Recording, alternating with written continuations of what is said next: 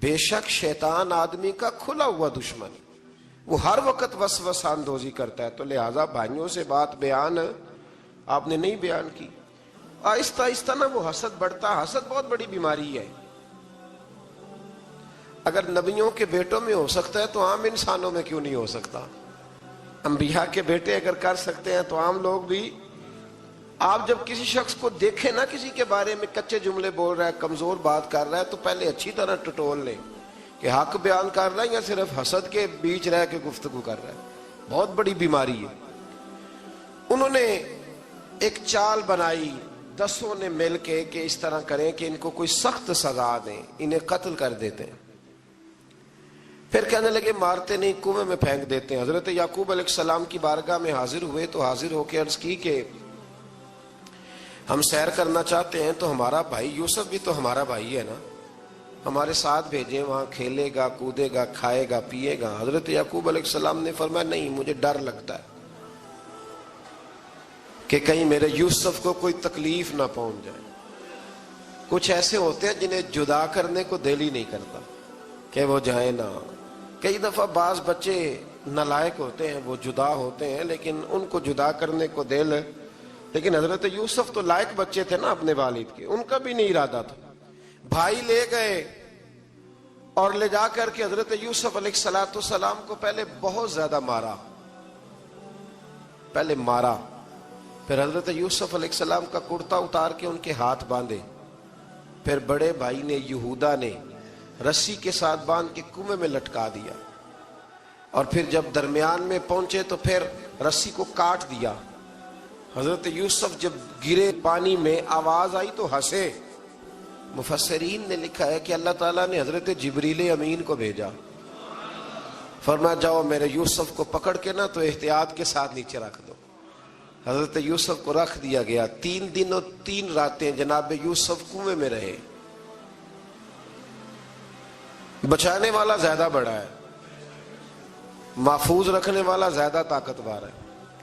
3 دن اور 3 راتیں کنویں میں رہے. انہوں نے کیا کیا کہ حضرت یوسف کا کرتا چونکہ اتار لیا تھا، 2 کرتے انہوں نے پہنے ہوئے تھے. بعد میں مفسرین نے لکھا ہے ایک تو کرتا وہ تھا جنہوں نے استعمال کیا، تو ایک کرتا بطور تعویذ کے حضرت یعقوب نے ان کے گلے میں ڈال دیا بطور برکت کے. تو وہ کرتا بھی ان کے گلے میں تھا. ایک کرتے سے انہوں نے باندھ دیا. دوسرا کرتا جو تھا نا اس کو خوند لگا کے نا بکری کا. تو حضرت یعقوب کے پاس آئے اور جب دروازے تک پہنچے تو شور کرنے لگے زور زور سے. حضرت یعقوب پریشان ہو کے باہر آئے، چونکہ وہ بکریاں بھی ساتھ لے کے گئے تھے، بکریاں چرایا کرتے تھے. تو کہا بکریوں کو بھیڑیا تو نہیں پڑ گیا؟ تو کہنے لگے حضور بکریوں کو تو نہیں پڑا پر حضرت یوسف کو لے گیا ہے. اور حضرت یوسف علیہ السلام شہید ہو گئے.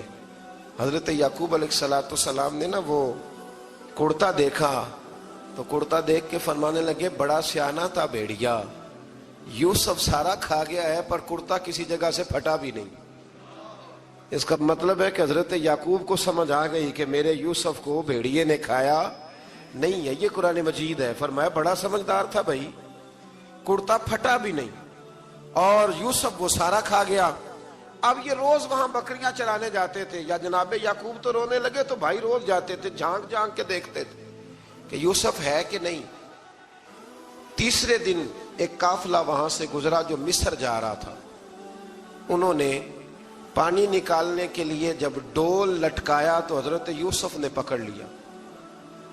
اس شخص نے حضرت جناب یوسف علیہ السلام کو اوپر کھینچا. جب واپس اوپر زندہ نکل آئے تو بھائی پھر حیران ہو گئے. ابھی بھی شکر ادا نہیں کیا کہ 3 دن کے بعد دیکھو اللہ نے کتنا فضل فرمایا ہے. لیکن وہ پھر کہنے لگے قریب آ کے نا اس سے یہ ہمارا بھاگا ہوا غلام ہے، اگر تمہیں چاہیے تو لے لو، سستا بیچ دیں گے. حضرت یوسف کا قول بعد مفسرین نے لکھا ہے.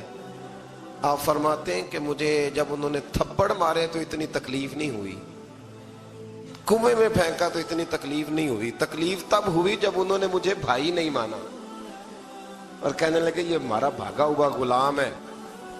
تو کہا کتنے کا بیچو گے؟ کہا تم 20 درہم دے دو اور لے لو. 20 درہم کا جناب یوسف کو بیچ دیا. وہ لے گئے مصر کی منڈی میں، وہاں قیمت لگنے لگی، کتنے ہزار، اتنے ہزار، اتنے ہزار۔ اللہ اکبر۔ جناب یوسف کہتے میں نے وہ رنگ بھی دیکھا کہ جب میرا باپ سب سے بڑھ کر مجھ سے پیار کرتا تھا، اور آج میں وہی یوسف ہوں جس کی بولیاں لگ رہی، جس کی بولیاں لگ رہی۔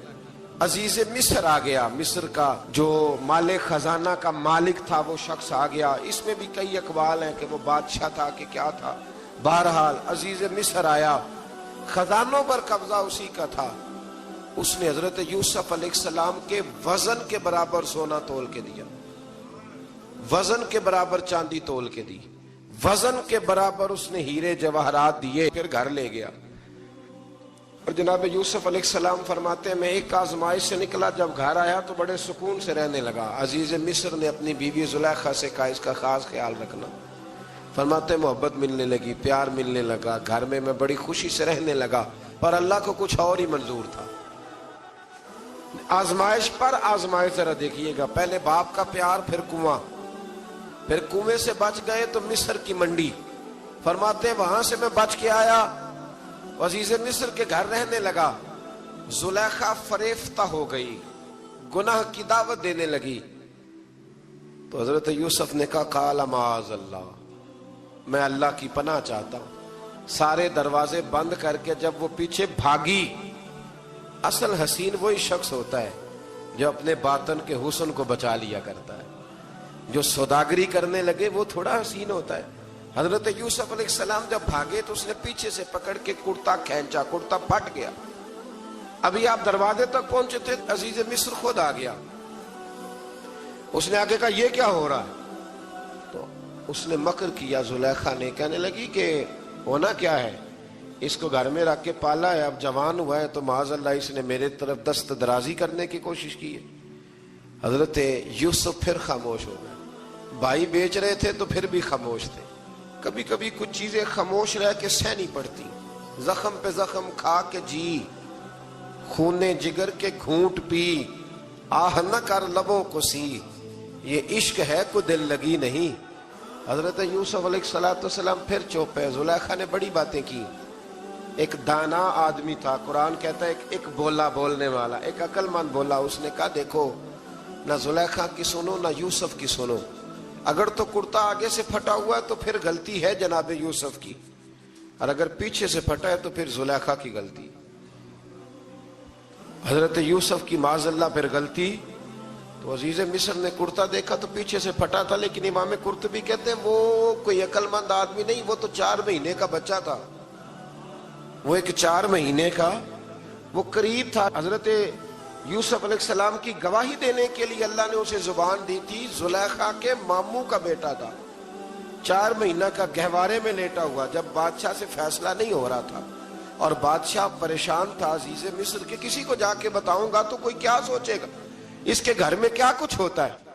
کہتے پریشان تھا تو پنگوڑے سے بچہ بول پڑا، کہنے لگا بادشاہ اگر تو کرتا آگے سے پھٹا ہے تو پھر معاذ اللہ غلطی حضرت یوسف کی، اگر پیچھے سے پھٹا ہے تو پھر زلیخا کی، تو کرتا پیچھے سے پھٹا تھا۔ حضرت یوسف کے حق میں گواہی مکمل ہو گئی۔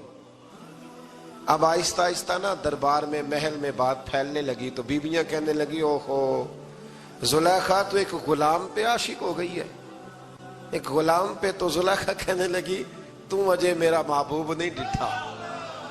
یہ رٹے ڈالنے والے دیکھتے نہیں اور دور کھڑے رہ کے کہانیاں سناتے رہتے۔ انہوں نے کہا تو نے ابھی دیکھا نہیں نا، تو نے ابھی، یہ کیا پتا ہو کہ ماجرا کیا ہے؟ تو کہنے لگی نہیں تو غلام پہ۔ اس نے کہا چلو تجربہ کراتی ہوں۔ ساری عورتوں کو بٹھایا، ہاتھ میں ایک ایک سیب دیا، ایک ایک چھری دی، اور جب پوری تیاری ہو گئی پھل کاٹنے کی عورتوں کی، تو جناب یوسف سے کہا ذرا جھلک تو دکھاؤ۔ تو حضرت یوسف نے جب جھلک دکھائی تو قرآن کہتا ہے سیب کاٹنے کی بجائے ہاتھ کاٹ لیے، اور کہنے لگی اوہو یہ کوئی بشر نہیں، یہ تو کوئی فرشتہ ہے، یہ کوئی فرشتہ ہے، یہ تو کوئی اللہ تبارک و تعالیٰ کی طرف سے آنے والا کوئی کرامت والا، عزت والا، شان والا فرشتہ ہے۔ تو زلیخا کہنے لگی سمجھ آئی ہے پھر تو مجھ پر شکوہ کرتی تھی۔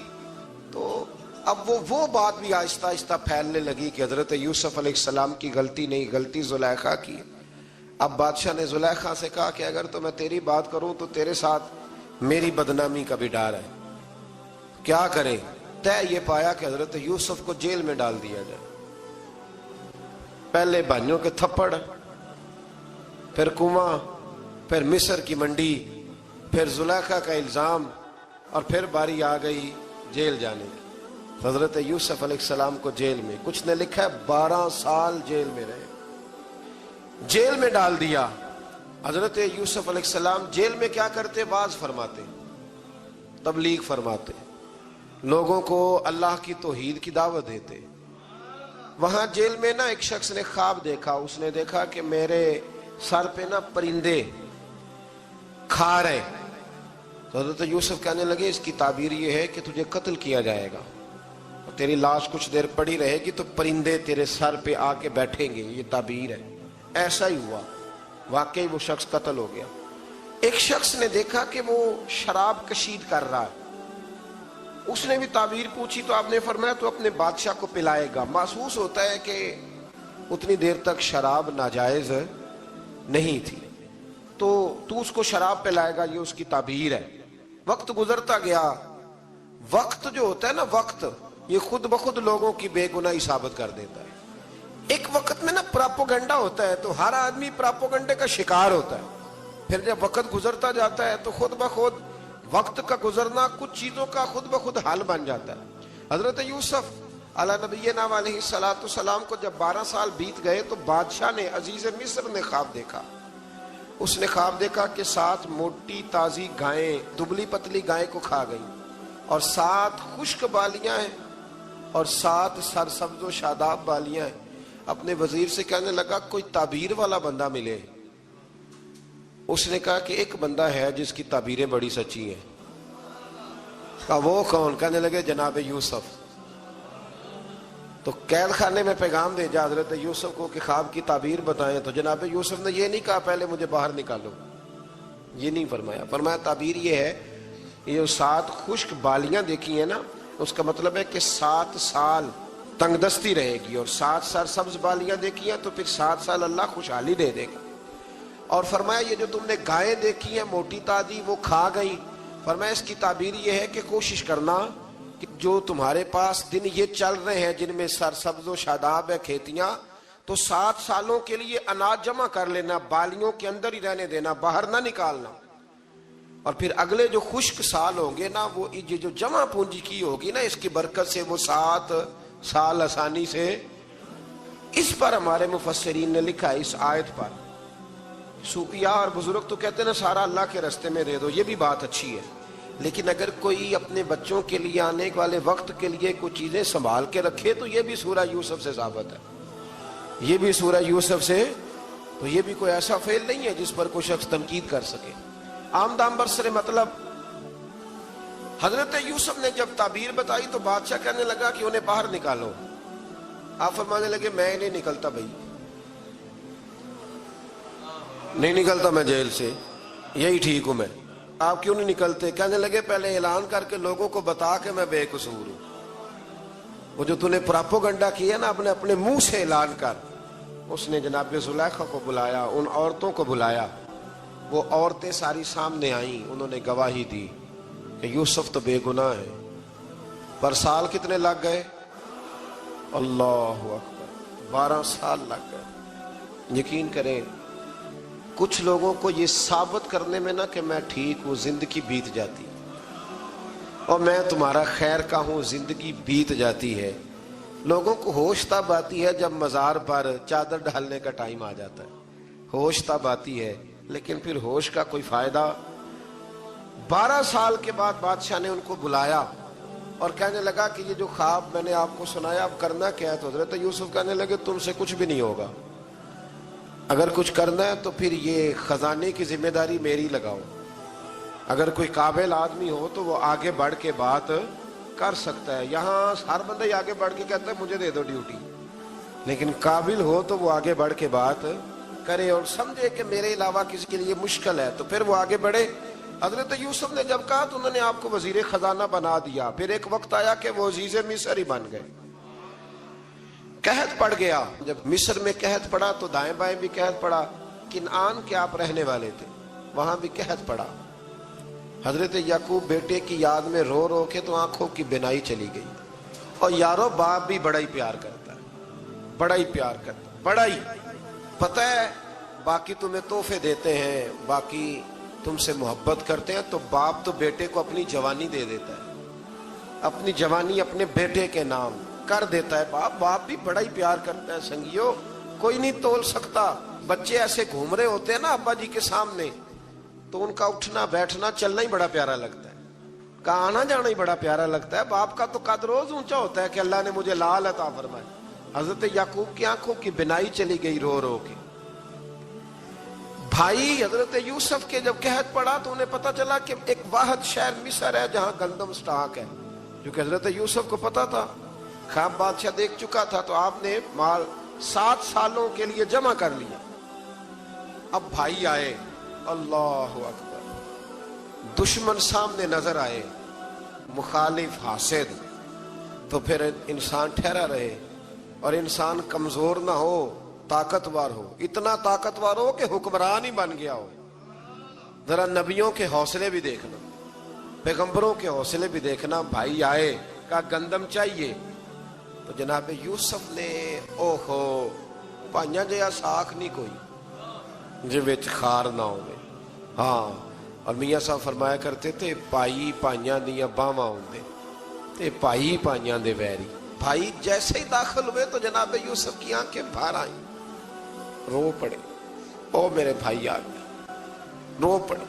वजीर मशीर दाएं बाएं देखते हैं कि हजरत यूसुफ को क्या हुआ, रो पड़े और भर भर के गंदम दी। उसको इशारे करते, चल थोड़ी और डाल दे, चल थोड़ी और डाल दे। जब भाइयों को दे चुके तो फिर फरमाने लगे कि शायद इससे गुजारा ना हो, जरूरत पड़ी तो दोबारा भी आ जाना। अपनी कौम को तरस दे रहे, थोड़ा थोड़ा खाओ।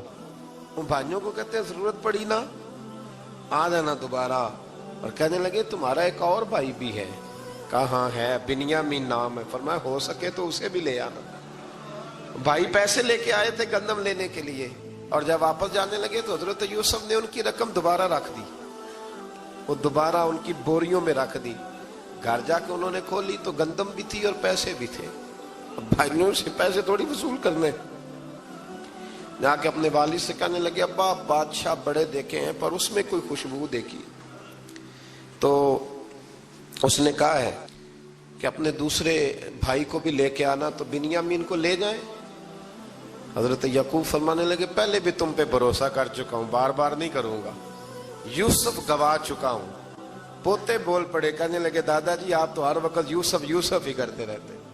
उन्होंने जिद की, इसरार किया, तो जनाब बिन्यामीन को साथ वादा लेके, अहद लेके, कसम लेके भेज दिया हजरत याकूब ने। जनाब बिन्यामीन भी पहुंचे मिस्र में। ये दोनों एक माँ से थे, सगे दोनों थे।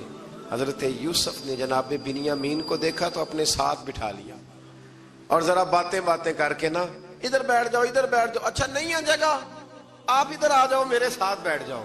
भाई था ना सगा, अच्छा चलो ठीक है आप इधर आ जाओ। भाई को साथ बिठा लिया।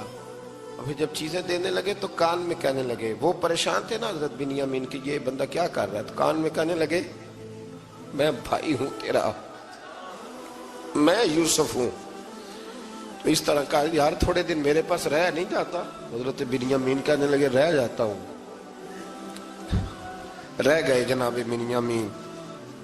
अब कहा नहीं मैं नहीं भेजूंगा। कुछ लोगों ने ये लिखा है कि हजरत बिन्यामीन के जो बोरी थी उसके अंदर उन्होंने थैले के अंदर शाही प्याला रख दिया और फरमाया इसको हम नहीं जाने देंगे, हमारा प्याला कैसे, ये नहीं कहा कि ये चोर है, कहा प्याला कैसे आया इसके थैले पे, लिहाजा ये अभी हम रहेगा हमारे पास, देखेंगे।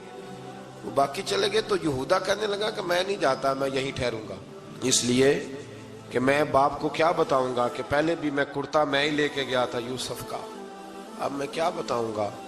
वापस गए और जाके बताया कि जनाब बिन्यामीन को उन्होंने रख लिया है, मामला बन गया है। वो कहते हैं कैसे प्याला आया है, शाही प्याला।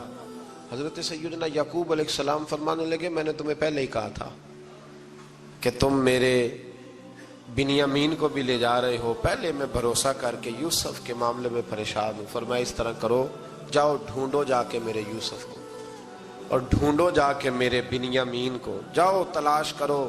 اللہ اکبر۔ بھائی دوبارہ آئے، گندم بھی ختم ہو گئی تھی، آتے ہی کہا کہ اے عزیز مصر، بڑی بری حالت ہے، ہم بڑے پریشان ہیں، ہمارے باپ کی رو رو کے آنکھیں چلی گئی ہیں، مہربانی کرو کچھ گندم بھی دے دو، اور اس طرح کرو کہ ہمارا بھائی بھی ہمیں واپس کر دو تاکہ ہم اسے لے جائیں اور ہمارے والد گرامی کی آنکھیں ٹھنڈی ہوں۔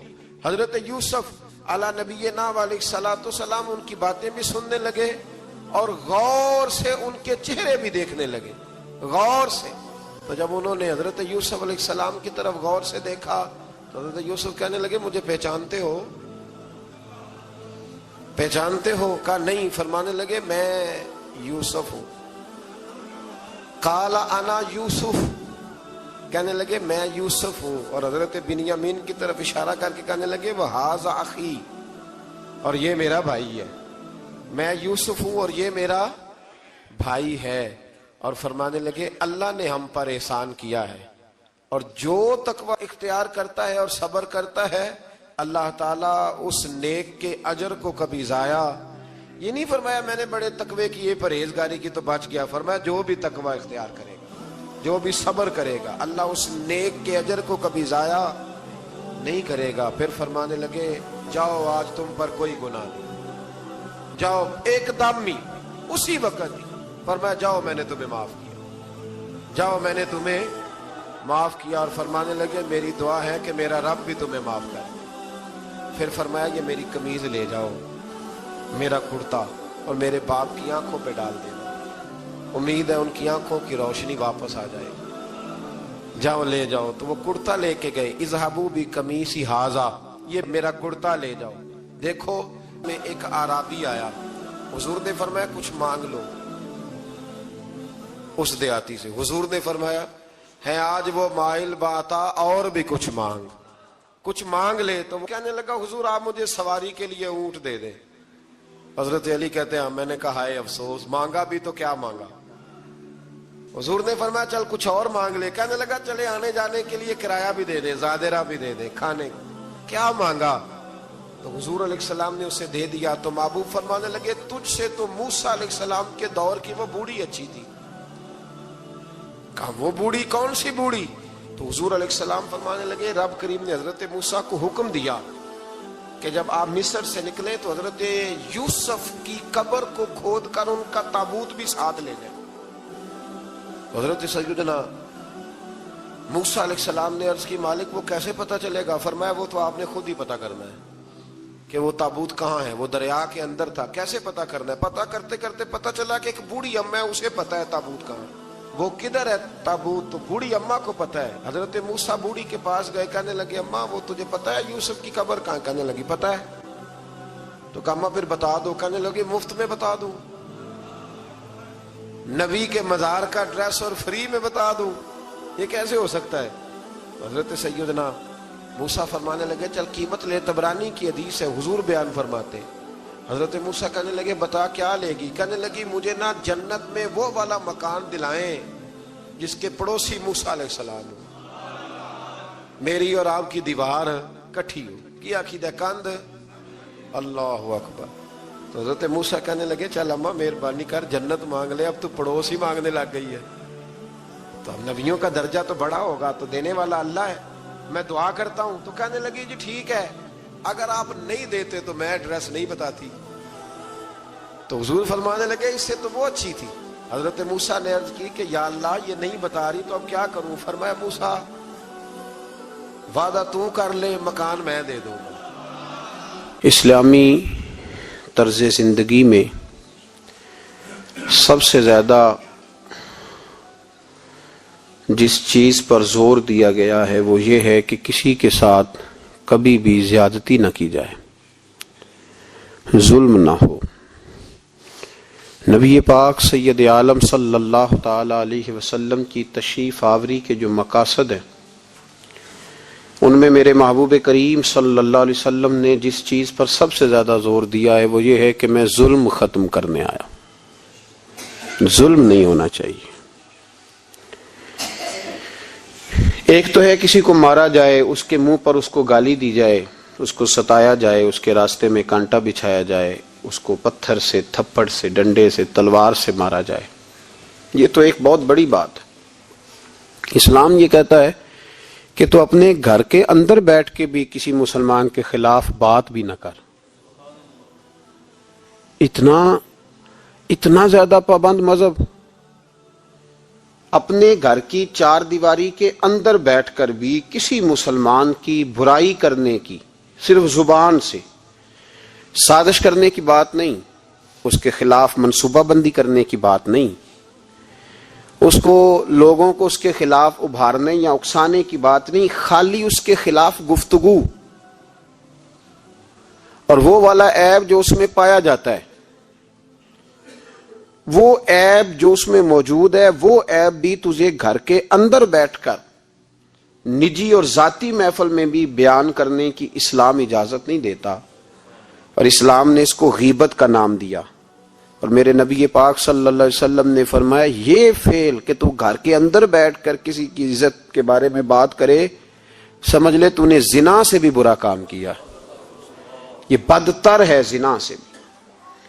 یہ جو زیادتی اور ظلم ہے نا میرے بھائی، اس کو اسلام نے اس قدر زیادہ ناپسند کیا، اور اس پر اسلام نے اس قدر زیادہ احکامات بیان کیے. میرے نبی کریم صلی اللہ علیہ وسلم نے فرمایا قیامت کے دن اللہ مظلوم کے ساتھ ہوگا. اللہ کس کے ساتھ ہوگا؟ قیامت کے دن اللہ مظلوم کے ساتھ ہوگا.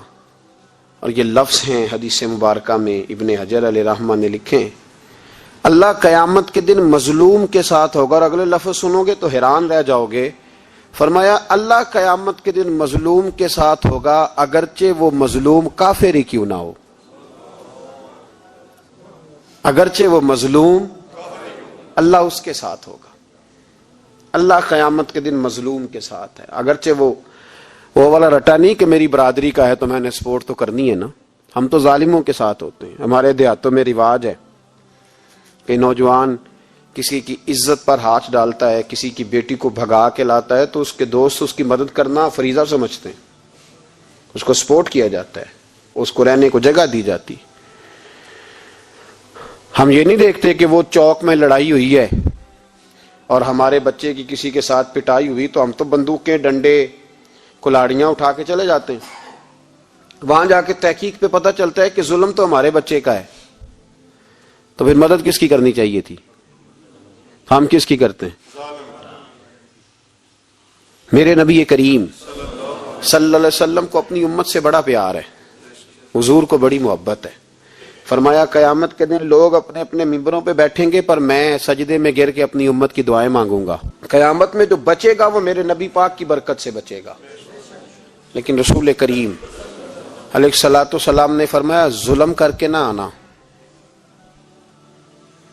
تمہاری باقی کمیوں پہ میں پردے ڈلوا دوں گا، ظلم کر کے نہ آنا.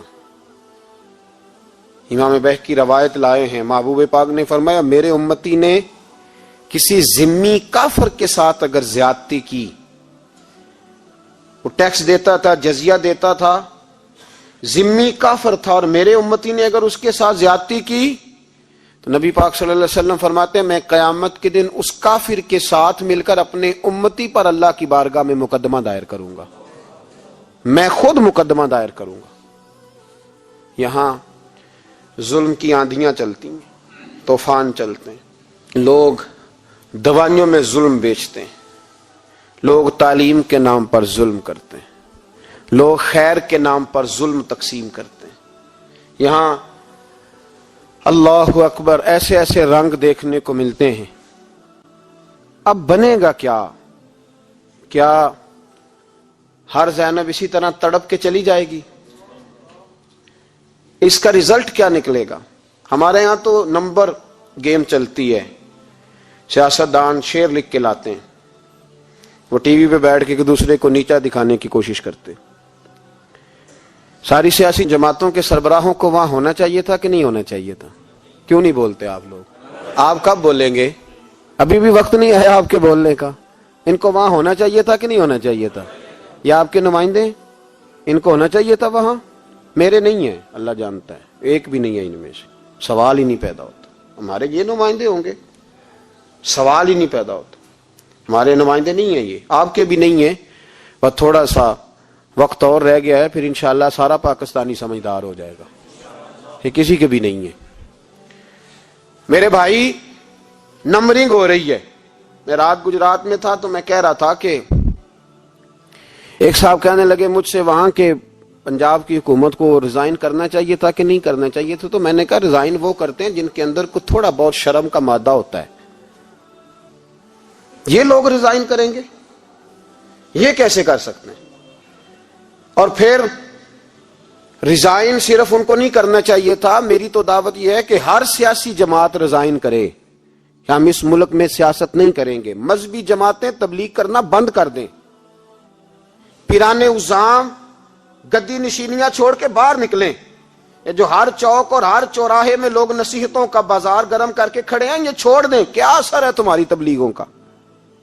کیا مل رہا ہے قوم کو؟ تمہاری گدیاں کیا تزکیہ نفس کر رہی ہیں؟ اور ہر اس آدمی پہ مقدمہ ہونا چاہیے جس کے موبائل میں گندی فوٹو ہے، ہر وہ آدمی مجرم ہے جو گند دیکھتا ہے، گند آگے تقسیم کرتا ہے۔ ایسے ہی ایک دو آدمی کا نام لگا کے چپ کر گئے ہو، صبح قیامت کے دن اس زینب کے خون کے حساب میں مجھے بھی پوچھا جائے گا اور آپ کو بھی پوچھا جائے گا۔ ہر ایک آدمی دوسرے پہ بوجھ ڈال کے خاموش ہو جاتا ہے۔ حکومت نے غلط کیا، حکومت بنوائی کس نے تھی؟ کس نے ووٹ دیا تھا؟ برابر کے شریک ہیں ان کے جرموں میں جو ان کو ٹھپے لگاتے ہیں، چپ کر جاتے ہو تنقید کر کے۔ حضرت سیدنا امام مالک رحمت اللہ علیہ فرمایا کرتے ظالموں کا مددگار بھی ظالم ہوتا ہے، تو ان کو ٹھپے لگانے والا ظالم نہیں ہوتا؟ وہ نہیں مددگار ظالموں کا؟ ابھی تک لوگ کہہ رہے ہیں مولانا آپ سخت جملے کہتے ہیں، آپ سخت جملے کہتے ہیں، آپ بچیں۔ میں نے کہا تمہیں پتہ نہیں نا، تمہیں خبر نہیں، تم اس زیادتی کا شکار نہیں ہو، تمہیں کیا پتا۔ میرے ایک چچا کا بیٹا تھا، اکلوتا تھا، وہ رستے میں جاتے ہوئے کسی کی گولی کا شکار ہو گیا۔ میں تھانے گیا پرچہ کٹوانے، طالب علمی کا زمانہ تھا، اور جب میں گھر سے نکلا تھا تو میری جیب میں 2 روپے تھے۔ میرے تو ابا جی بڑی دیر پہلے انتقال کر گئے، چچا کی یہ حالت تھی کہ وہ بیچارے اٹھنے کے قابل نہیں رہے، ایک بیٹا تھا۔ اور میں جب تھانے گیا تو میں نے پرچہ کاٹنے والے سے کہا کہ قتل ہو گیا ہے، پرچہ کٹوانا ہے، اور ڈاکٹر یہ کہتا ہے، ڈاکٹر یہ مسیحا بنے پھرتے ہیں قوم کے، وہ کہتا ہے لاش کو ادھر رکھو اور پہلے پرچہ کٹوا کے لاؤ، پھر پوسٹ مارٹم کریں گے۔ اس نے بھی ایک ٹیلی فون کرنا گوارا نہیں کیا۔ یہ سارے ظالم ہیں الا ماشاءاللہ، یہ سب کٹہروں میں آئیں گے، ان سب کو حساب دینا ہے۔ ان کی گودوں میں بیٹھنے والے مولوی اور پیر سب سے پہلے وہ لٹکائے جائیں گے، سب سے پہلا نمبر ان کا ہے۔ میں نے جا کے کہا پرچہ پہلے پرچہ کٹواؤ پھر پوسٹ مارٹم سے۔ میں نے کہا پرچہ، تو پولیس والا مجھے کہنے لگا ایک پیلسنوں کا ڈبہ لاؤ۔ یہ نمائندے ہیں ہمارے، یہ ہماری حفاظت کرنے پہ ہیں، تم نے خود اپنے لیے پولیس بنائی ہے۔ زینب کا چچا کہتا ہے جب میں تھانے گیا تھا پرچہ کٹوانے تو مجھے پولیس والے کہتے تھے اگر مالٹے ٹھنڈے ملتے ہیں تو لے کے آ، اور زینب کا چچا کہتا ہے کہ وہ مجھے کہتے تھے کہ جا نیسلے کی 2 بوتلیں لا، پانی پینا ہے۔ اس ملک پہ بسنے والوں کا کوئی وارث نہیں، کوئی نہیں ان کا والی وارث، اور کہتے ہیں کوڑے میں پڑی لپٹی ہوئی خون سے لاش، اور مجھے پولیس والے کہتے ہیں فلانے نے لاش ڈھونڈی ہے، اسے تو پہلے 10,000 دے لے۔ میں ظالم ہوں، آپ ظالم ہیں، جنہوں نے ان ظالموں کو اپنا سپہ سالار بنایا ہے۔ تیاری کر رہو اللہ کے حضور۔ میں نے پوچھا رب کریم سے مولا تو بتانا رزلٹ کب نکلے گا، تو رب کریم نے فرمایا دنیا تو غافل ہو سکتی ہے، وَلَا تَحْسَبَنَّ اللَّهَ غَافِلًا عَمَّا يَعْمَلُ الظَّالِمُونَ۔ کر جا کے سورۃ ابراہیم کی آیت نمبر 42 پڑھو، رب فرماتا ہے اللہ غافل نہیں ہے ان لوگوں سے جو دنیا میں ظلم کر رہے ہیں، اللہ ظالموں کے کاموں سے غافل۔ تو پھر مولا رزلٹ کیا ہے؟ فرمایا انما یؤخرہم لیوم، اللہ نے ایک دن کے لیے یہ فیصلے رکھے ہوئے، رب روز عدالت نہیں لگائے گا، اللہ نے ایک دن رکھا ہوا ہے۔ تشخص فیہ الابصار، فرمایا میں ظالموں کو اس طرح لٹکاؤں گا کہ لوگوں کی آنکھیں کھلی کی کھلی رہ جائیں گی. میں ظالم کو. رب کریم فرماتا ہے مجھے کوئی غافل نہ سمجھے, وقت آنے والا ہے, وقت آنے والا ہے. حضرت وہب ابن منبہ رحمت اللہ تعالی علیہ فرماتے ہیں, آپ فرماتے بنی اسرائیل کے اندر ایک بادشاہ بڑا ظالم تھا. اس نے محل تعمیر کرنا شروع کر لیا. محل بن رہا ہے, محل کے بیچ ایک جھونپڑی آ گئی, کٹیا ایک بوڑھی عورت کی.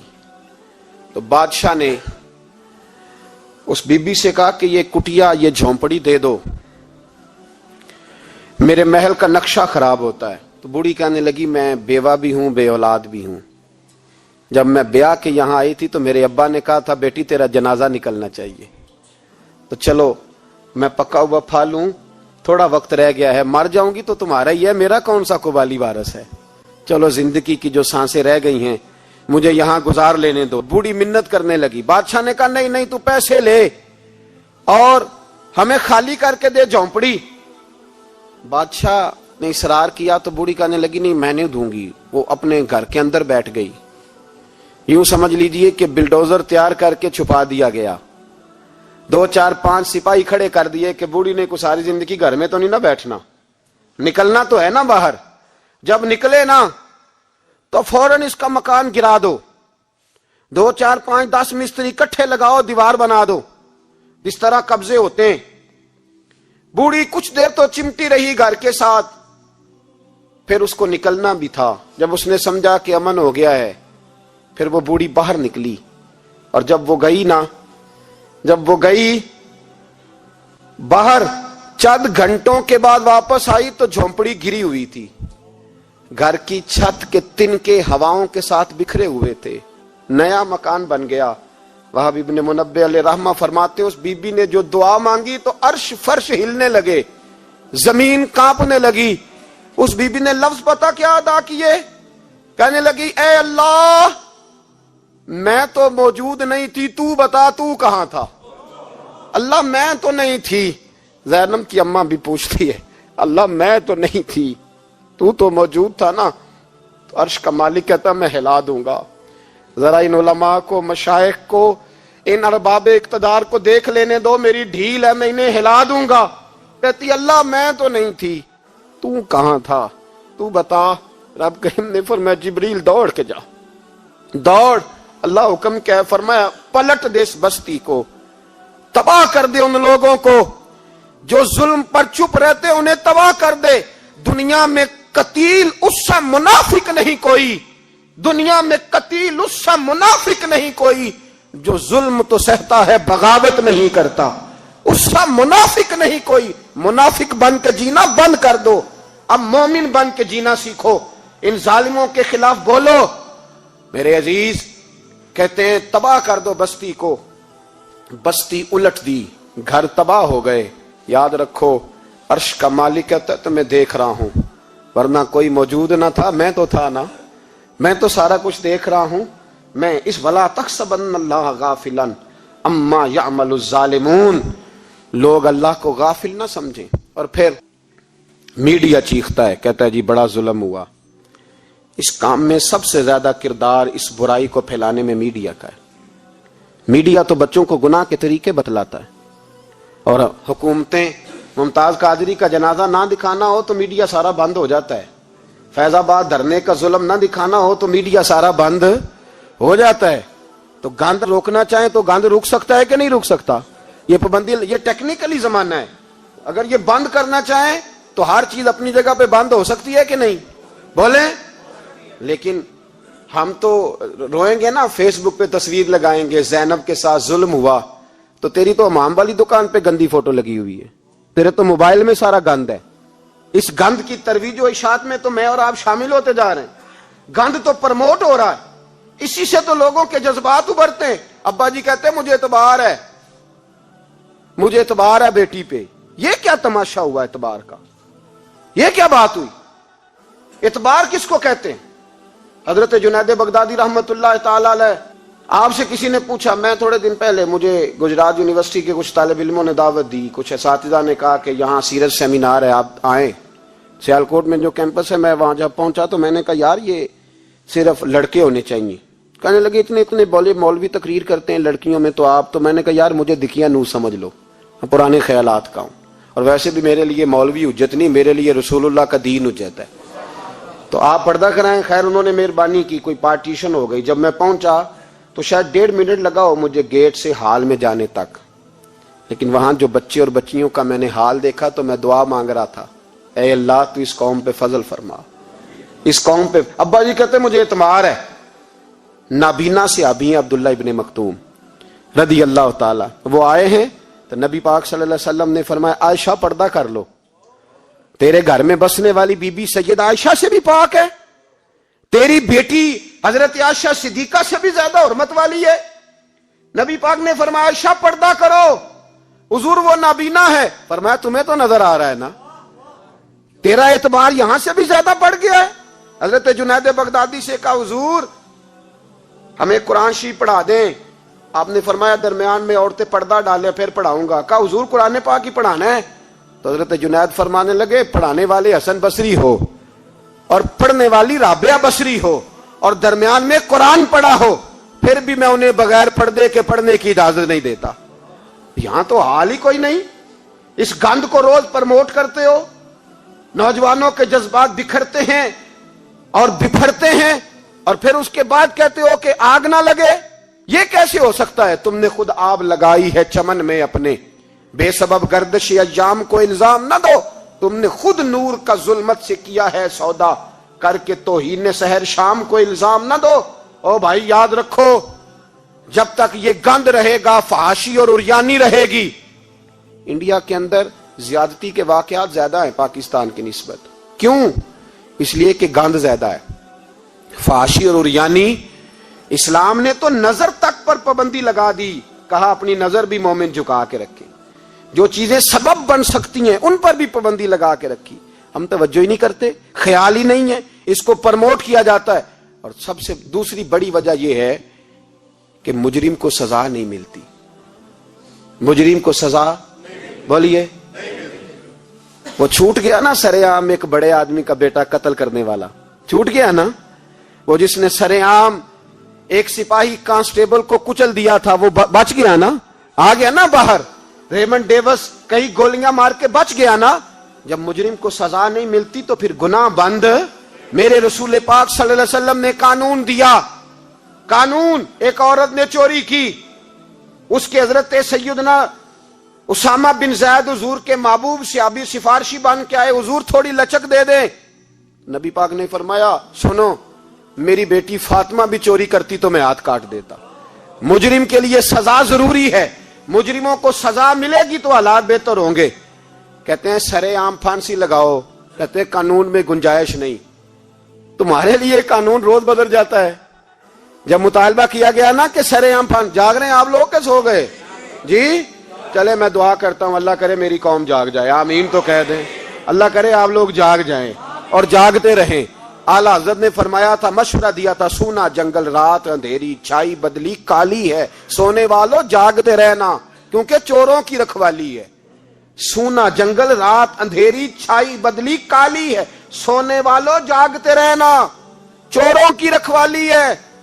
کہا گیا سرے عام پھانسی دو, تو کہنے لگے آئین میں گنجائش نہیں چوک میں پھانسی دینے کی, اور تمہاری ضرورت پڑے تو آئین میں ترمیم ہو جاتی ہے. تو آج زینب کو ضرورت پڑی ہے تو کیوں ترمیم نہیں ہو سکتی؟ آج ایک غریب مظلوم ماں کو ضرورت پڑی ہے تو ترمیم کیوں نہیں ہو سکتی؟ انہیں چوک میں پھانسی دو, انہیں لٹکاؤ, انہیں کاٹ کر کتوں کے آگے ڈالو تاکہ ہر ایک کی بیٹی محفوظ رہ سکے. اور وہ زینب کسی اور کی بیٹی نہیں, وہ میری بیٹی ہے, میری بیٹی ہے. کبھی 6 سال کی بیٹی سینے پہ لٹا نا اور پھر اس باپ کا درد محسوس کر, تجھے اندازہ ہو کہ بیٹی تو بیٹی ہوتی ہے. حاتم تائی کی بیٹی ننگے سر دربار رسالت پہ آئی تو میرے نبی پاک نے چادر دی. سلمان فارسی کہنے لگے سونیا کافر کی بیٹی ہے, تیری پاک چادر ہے, میں اپنی نہ دے دوں؟ تو حضور نے فرمایا سلمان چپ کر جا, بیٹیاں سانجی ہوتی, بیٹیاں سانجی ہوتی ہیں, چپ کر. کافر کی بیٹی صحیح بیٹی تو ہے نا, اور بیٹیاں تو سانجی ہوتی ہیں. یہاں اتنا ظلم اور اتنا حشر ہو گیا اور کہتے ہیں پتہ نہیں چلا. دیکھتے ہیں, کرتے ہیں, سنتے ہیں. یاد رکھو ظلم کبھی مٹا نہیں کرتا, ظلم کبھی. اس لیے زینب بھائی, زینب تو میری بیٹی ہے, زینب تو تیری بیٹی ہے, زینب تو امت کی بیٹی ہے, زینب تو پاکستان کی بیٹی ہے, زینب تو ہر اس شخص کی بیٹی ہے جو کسی بھی بچی کا باپ ہے, جو کسی بھی بچے کا باپ ہے. وہ ملت کی بیٹی ہے, اس لیے وہ دکھ کسی ایک کا نہیں, وہ سب کا برابر کا ہے. بس یاد رکھو اس معاشرے میں پہلی بات یہ کہ اس گند پہ, بے حیائی پہ کنٹرول. دوسری بات یہ تدارک عرض کر رہا ہوں, مجرم کو سزا ملے. اگر پرانے مجرموں کو سزا ملتی تو کبھی بھی دوبارہ جرم کی کسی کو ہمت. حضرت عمر کے زمانے میں جرم کیوں بند ہوئے تھے؟ اس لیے کہ وہ سرے عام کوڑے مارتے تھے, ان کا درہ لٹکتا تھا, وہ کسی کو گنجائش نہیں دیتے. کسی کو گنجائش, گورنر کا بیٹا بھی زیادتی کرتا تو چوک میں کھڑے ہو کے درے مارتے. فرماتے لوگوں کی ماؤں نے انہیں آزاد پیدا کیا, تم نے کیسے غلام بن لیا. یہاں جب قانون بدلتا ہے اور پھر شکوہ ہے, ہمیں غریب آدمی نے تو پرچہ درج کرانا ہو تو اس کو تو چودھری صاحب بھی وقت نہیں دیتے, اس کو تو چودھری صاحب بھی کہتے ہیں گڈی کرائی یا پیسے ہے نہیں تھانے جانے دے, اتنے پیسے لگ دین. ظالموں ڈرو اللہ تعالیٰ سے, ڈرو. اور غریب آدمی چلا جائے تھانے تو اس کو پولیس والا پوچھتا ہے, وہ کہتا ہے کس طرح ہوا تھا, کس طرح کر کے ہوا, تفصیل بتا. اور پھر وہ دو کہتا ہے تو جا, ابھی میں کوشش کرتا ہوں, میں پہلے ان کو فون کرتا ہوں مجرموں کو, پھر اس کے بعد تیرا. اور تگڑے آدمی پہ درخواست آ جائے کبھی, اس کو فون کر کے پوچھتے ہیں چودھری صاحب کی کرنا ہے پرچے دا, پھر وہ خود فون کرتے ہو. یہ امیر کے لیے قانون اور ہے اور غریب کے لیے اور ہے, یہ کس طرح ہو سکتا ہے؟ میرے نبی کریم صلی اللہ تعالی علیہ وسلم نے انصاف کی فراہمی چھوٹے بڑے کے لیے ایک رکھی. اور یاد رکھو حساب تو دینا ہے, حساب بول کے بتائیے, حساب. جو زیادتی کرے گا اس نے حساب اور دینا پڑے گا. یہاں نہیں دو گے تو وہاں دو گے, حساب تو بہرحال اس مجرم نے تو دینا ہے. لیکن ارباب اقتدار نے بھی, حضرت عمر فرمایا کرتے تھے میرے دور میں کتا بھی پیاسا مر گیا تو حساب میں نے دینا ہے, چونکہ میری حکومت تھی, کتے کو پانی ملنا چاہیے تھا, اس کے دروازے تک پانی پہنچنا چاہیے تھا. حساب تو دینا ہے. ہر اس شخص نے جو سوشل ہونے کا دعویٰ کرتا ہے, جو معاشرے میں کسی بھی طرح کا کوئی کردار ادا کر رہا ہے, اس نے بہرحال حساب. یہ مشترکہ معاملہ ہے, اس میں ارباب اقتدار کا تو اشر ہوگا, وہ تو دنیا دیکھے گی, لیکن باقی بھی اپنی ذمہ داری کا احساس کریں, باقی بھی خیال کریں. سنو اور یاد رکھنا اس بات کو, غور کریں. کیا میری طرف دیکھیں میرے بھائی, ایک مکران شاہ بادشاہ گزرا ہے ایران کا, کچھ نرم دل تھا. وہ نا سیر کرنے نکلا, درمیان میں پل آتا تھا, ایک دریا تھا, اس کا پل تھا, اور پل کے اس پار جنگل تھا, سبزہ تھا, سیرگاہیں بنی ہوئی تھی. بادشاہ وہاں 2-4 دن رہنے کا ارادہ کیا. جب بادشاہ وہاں پہنچتا ہے نا مکران شاہ, تو اس نے دیکھا کہ وہاں 2-3 دن قیام کرنا ہے, جھیل ہے, سیرگاہ ہے, وہاں اس نے رکنے کا پروگرام بنا لیا. بادشاہ تو علیحدہ اس کے لیے رہائش تھی, سپاہی علیحدہ رہتے تھے. یہاں تو لوگ کہتے ہیں نا وہ پولیس کو ڈانٹتے ہیں, پولیس کو پوچھتے ہیں, او بھائی پولیس تو تمہارے ماتحت ہوتی ہے, پولیس تو سمجھ گئی ہے کہ تم کس طرح ان سے کام لیتے ہو, ان کو تو تم اپنے تحت رکھتے ہو. پولیس والے علیحدہ رہتے تھے, اس کے ساتھ جو سپاہی گئے ہوئے تھے, گن مین گئے ہوئے تھے. مکران شاہ سیر سپاٹے پہ رہتا تھا. ایک بوڑھی عورت تھی, اس کی ایک گائے تھی, وہ جنگل کے اندر بوڑھی رہتی تھی, گائے اس کی وہاں چرتی رہتی تھی. شام کو وہ گائے گھر لوٹتی, بوڑھی دودھ پی کے سو جاتی. سپاہی اس بوڑھی کے پاس آئے, کہنے لگے تیری گائے بڑی صحت مند ہے, ہمارے ہاتھ بیچ دے. بوڑھی نے کہا میرے بڑھاپے کا سہارا ہے, اس کا دودھ پی کے میں زندہ ہوں, بیچوں گی نہیں. وہی والا کام جو ہمارے ملک میں ہوتا ہے کہ قیمت کے ساتھ زمین دینی ہے کہ مفت دینی ہے. جب بڑے آدمی کو پسند آ جاتی ہے تو کہتے ہیں مول دینی ہے کہ مفت دینی ہے, تو دینی پڑتی ہے, غریب ہے, کیا کریں, مجبور ہے, مظلوم ہے. کہا بوڑھی عورت سے سپاہیوں نے بیچ دے, کہا نہیں, کہنے لگے نہیں بیچے گی تو ہم لے لیں گے. اس عورت کی گائے زبردستی سپاہی ذبح کر کے کھا گئے. بوڑھی نے بادشاہ تک پہنچنا چاہا لیکن اس کو پہنچنے نہ دیا گیا, منع کر دیا گیا, اس کی رسائی نہ ہو سکی, غریب عورت تھی. جس دن مکران شاہ واپس آ رہے تھے نا سیر کر کے, پل سے گزر رہے تھے, تو کسی نے بوڑھی سے کہا کہ بادشاہ گزرے گا. وہ چھپ کے پل پہ بیٹھ گئی, اور مکران شاہ جب پل سے گزرنے لگے تو بوڑھی آگے آئی, اور اس کے گھوڑے کی لگام پکڑی. ایسا جملہ کہا کہ مکران شاہ چکرا کے زمین پہ گرا. اور بوڑھی کہنے لگی مکران شاہ تیرے سپاہی میری گائے ذبح کر کے کھا گئے ہیں, تو بتا اس کا حساب اس پل پہ کھڑے ہو کے دینا کہ پل صراط پہ دینا ہے؟ بتا یہاں کھڑے ہو کے دے گا کہ وہاں کھڑے ہو کے دے گا؟ بول. ارباب اقتدار, حکومت کے ایوانوں میں بیٹھنے والوں, بتاؤ زینب کا حساب قصور کے چوک میں کھڑے ہو کے دو گے کہ میدان محشر کے چوک میں کھڑے ہو کے دو گے؟ بتاؤ کہاں حساب دینا ہے, یہاں دینا ہے کہ وہاں دینا ہے؟ حساب تو بہرحال تمہیں دینا ہے. اس قوم کو اس کا حساب تو, زینب کا حساب تو دینا ہے, دینا پڑے گا, دیا جائے گا, پوچھا جائے گا. بتاؤ یہاں دینا ہے کہ وہاں دینا ہے؟ دینا تو پڑے گا.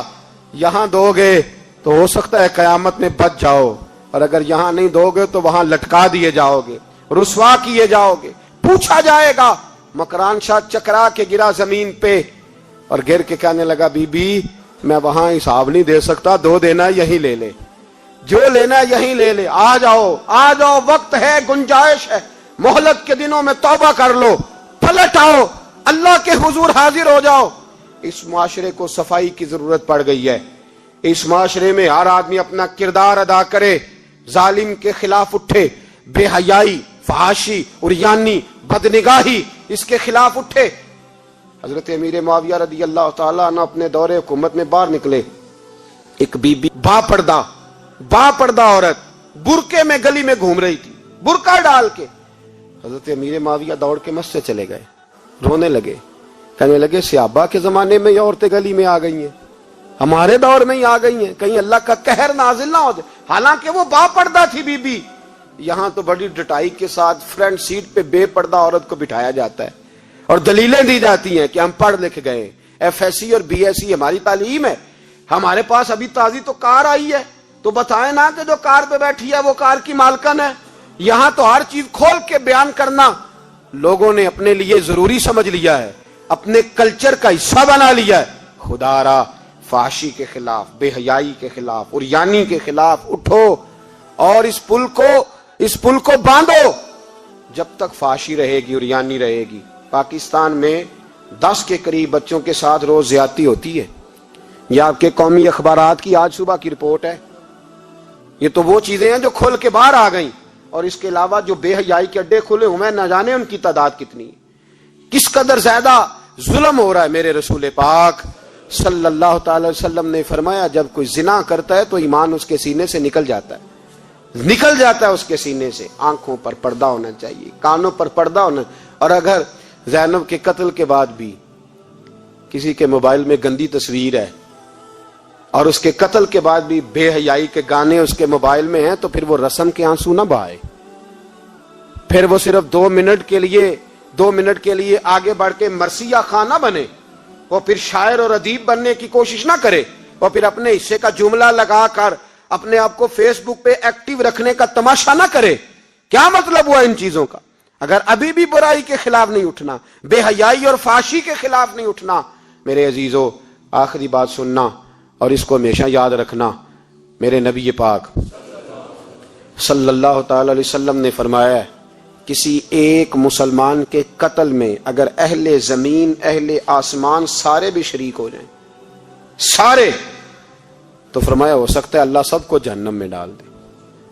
اس لیے کہ جو قتل ہے نا, قتل ایک ہے زیادتی اور ایک ہے پھر اس کے بعد قتل.